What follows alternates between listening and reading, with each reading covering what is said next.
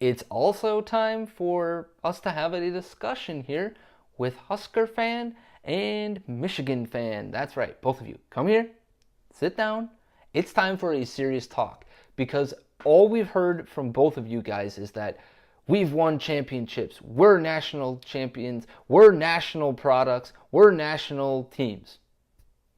Okay, that's all well and good, but your teams of today, those aren't national teams. Those aren't contending teams. And that's a problem because you're still living in the 1990s where you won 4 combined national championships. And I'm pretty sure your administrations are still living in the glory days of the 1990s. They have failed to realize what is happening with your programs today. Let's just take Nebraska first here because, well, the Huskers got their ass kicked for a second straight week under the lights in Memorial Stadium against actual Big Ten contenders in Ohio State this week and Wisconsin last weekend. Problem for Nebraska is that they kind of want to be Wisconsin, only they're doing it horribly wrong. And we get it that Paul Chryst and Mike Riley have connections and all that, but at the same point in time, the Huskers don't have an identity. And it is causing their fans to relive glory years that can't exist right now. Simply put, Nebraska today, they offer a Big Ten experience in education, but you can get that at 13 other schools. And 13 other schools offer very different experiences.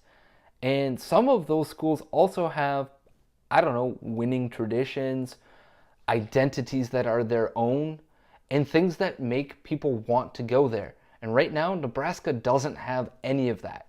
The good news is this. You can likely clean house because you have already fired the AD, and new AD that comes in, that person can hire their new head coach because I don't see Mike Riley staying on beyond this season at all. That's the good news. The bad news is that I have a very strong fear that they're going to dip into the past for both of these hires. And that's not good news unless you are that new AD and you absolutely are certain that there's this guy at UCF by the name of Scott Frost that can innovate at Nebraska.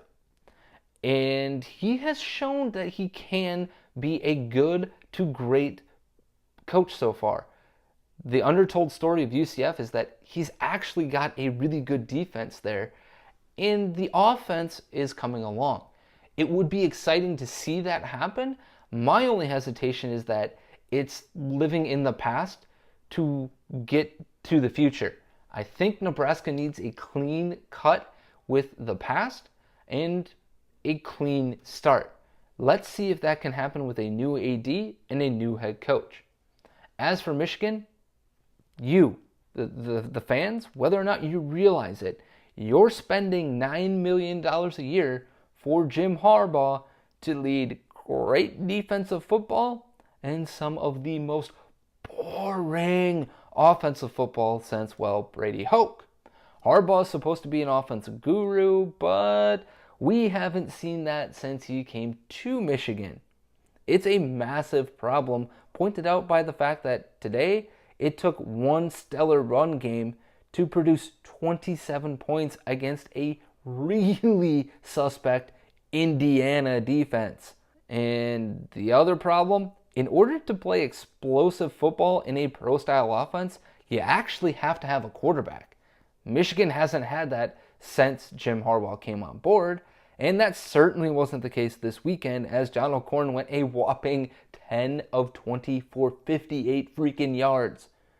That's pathetic, and it's not going to win Big Ten games more often than not, let alone Big Ten championships.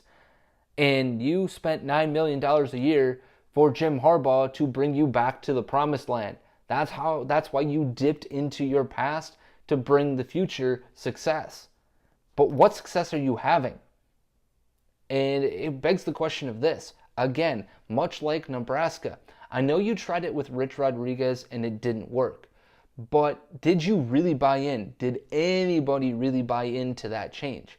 There needs to be a whole change of what's going on at Michigan. They have got to stop living in the 1990s and find a way with their budget, with their name, and with their 4 and 5-star players to actually start contending for championships. Losing 14-10 tells you all you needed to know last weekend against Michigan State. As for this weekend, here's the deal. Something isn't clicking in Ann Arbor, but we're likely to see Jim Harbaugh get another season, and that's all fine and dandy. And I'm not saying that they couldn't magically win a game against Ohio State or Penn State, but have you seen Penn State's offense? Have you seen Ohio State's offense? And have you seen those defenses? Let's just put it this way. Of those three, do you really honestly think you're beating either of those two teams to a Big Ten East Division championship? The answer should be no. And that's the problem. There has been a lack of honesty with a lot of stuff going on in this program. The point here is that fan bases and administrations have got to stop living on past laurels and start building for the future.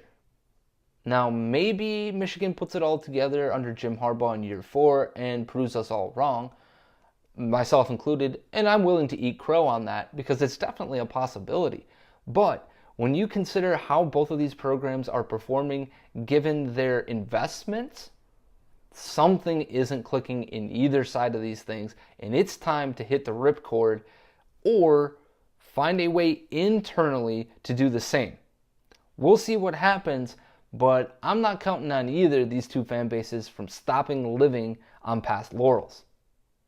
I'm Andy Coppins. This has been the B1G Rewind Show. Don't forget you can subscribe below to our YouTube channel, and of course you can find the links below to all things Big Ten. Don't forget you can follow me on Twitter where you can direct all your comments and hatred. I'm at Andy on Football. Have yourselves a good rest of the weekend, and as always, keep on living the B1G life.